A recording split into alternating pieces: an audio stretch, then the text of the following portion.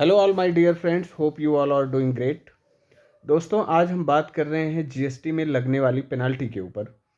जो बेसिकली हम पेनाल्टी की बात कर रहे हैं, जो ट्रांसपोर्ट में अगर गुड्स पकड़ा जाता है, यानी कि from one place to another place अगर गुड्स जा रहा है और वहाँ पे जीएसटी ऑफिसर ने इन ट्रांजिट गुड्स को इंटरसेप्ट किया, कन्वेंस को इंटरसेप्ट किया, और इंटरसेप्ट के बाद वो क्या करता है, उस पर पेनाल्टी इम्पोज करता है अगर कुछ गड़बड़ियाँ पाई जाती हैं। तो गड़बड़ी पाई जाने का मतलब ये हुआ कि जैसे ई वे बिल नहीं बना है, या ई वे बिल में प्रॉपर इन्फॉर्मेशन नहीं है, टैक्स बिल वैल्यू सही से नहीं मेंशन किया गया है, या कह सकते हैं टैक्स अमाउंट क्लियरली मेंशन नहीं है उस पर।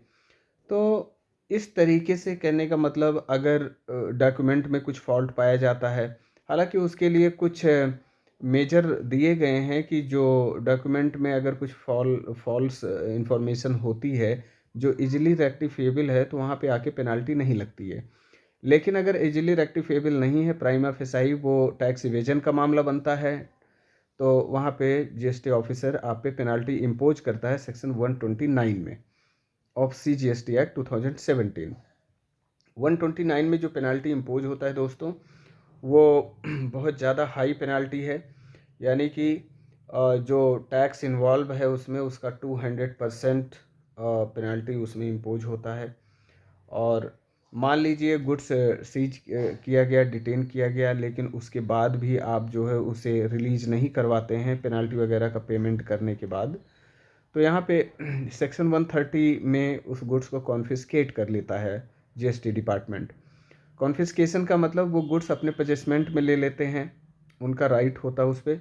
लेकिन अब यहाँ पे भी जो कॉन्फिस्केटेड गुड्स हैं उसको भी आप रिलीज करवा सकते हैं, और वहाँ पे भी जो है आपको रिडेम्पशन फाइन, कुल मिला के पेनाल्टी ही है, उसका पेमेंट करना पड़ता है। तो दोस्तों, यहाँ पे चाहे सेक्शन 129 में आपका डिटेंशन हो रहा हो गुड्स का, या सीज हो रहा हो, या 130 में आप कॉन्फिस्केशन में आ रहे हैं, दोनों केस में गुड्स को रिलीज करवाने पे पेनाल्टी आपको पेमेंट करना पड़ता है, और उसके साथ साथ कन्वेंस को भी रिलीज कराने के लिए पेमेंट करना पड़ता है। यानी कि जैसे हम बात करें तो ट्रक को भी छुड़वाने के लिए आपको पेमेंट करना पड़ेगा। तो यहाँ पे पहले हम बात करते हैं सेक्शन 129 में जो है अगर गुड्स को छुड़ाते हैं तो कितना पेनाल्टी है, और जो कन्वेंस है उसको छुड़ाने पे कितना पेनाल्टी आप पे लगेगा।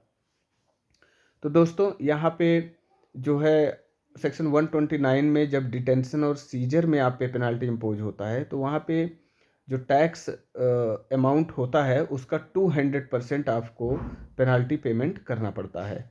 यानी कि अगर 10,000 रुपये का टैक्स इन्वॉल्व है उस सप्लाई पे, तो 20,000 रुपये आपका पेनाल्टी 129 के मुताबिक आपको जमा करना पड़ेगा। ठीक है। अगली चीज़ ये है कि आपका कन्वेंस छुड़ाने के लिए जो आपको पेनाल्टी पेमेंट करना पड़ेगा, वो एटलीस्ट 1 लाख रुपीज़ तक की पेनाल्टी उस पर इम्पोज होती है। ठीक है, ये तो हो गया जब सेक्शन 129 में ही आप बाहर आ जाएं।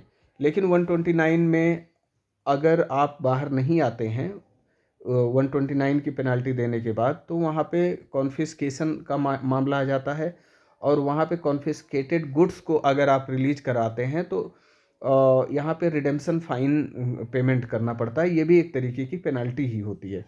तो रिडेम्पशन फाइन जो पेमेंट करना होता है वो market value of goods minus tax, यानी कि अगर आपके गुड्स की मार्केट वैल्यू 10 लाख रुपए है और उस पर 2 लाख रुपए टैक्स है, तो 10 लाख में से 2 लाख रुपए टैक्स माइनस करके 8 लाख रुपए जो है आपको रिडेम्पशन फाइन पेमेंट करना पड़ेगा।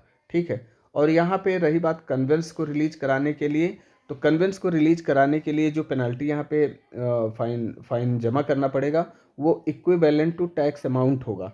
यानी कि जो गुड्स वो ट्रांसपोर्ट कर रहा था उस पर जितना अमाउंट ऑफ टैक्स था उस गुड्स की वैल्यू में, उतना अमाउंट ऑफ टैक्स वो कन्वेंस रिलीज कराने की पेनल्टी वहाँ पे पेमेंट करना पड़ेगा। तो इसलिए जो है कोशिश करिए कि जितना भी जो भी माल अगर बाय ट्रांसपोर्ट आप भेज रहे हैं, तो there should be proper documentation, e way bill should be prepared before commencement of your transport.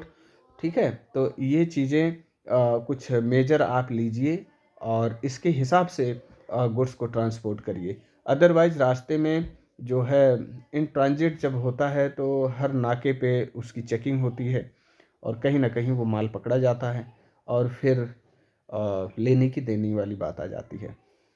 Hope ये इन्फॉर्मेशन आपके लिए रिलेवेंट होगी। Thank you very much. Take care.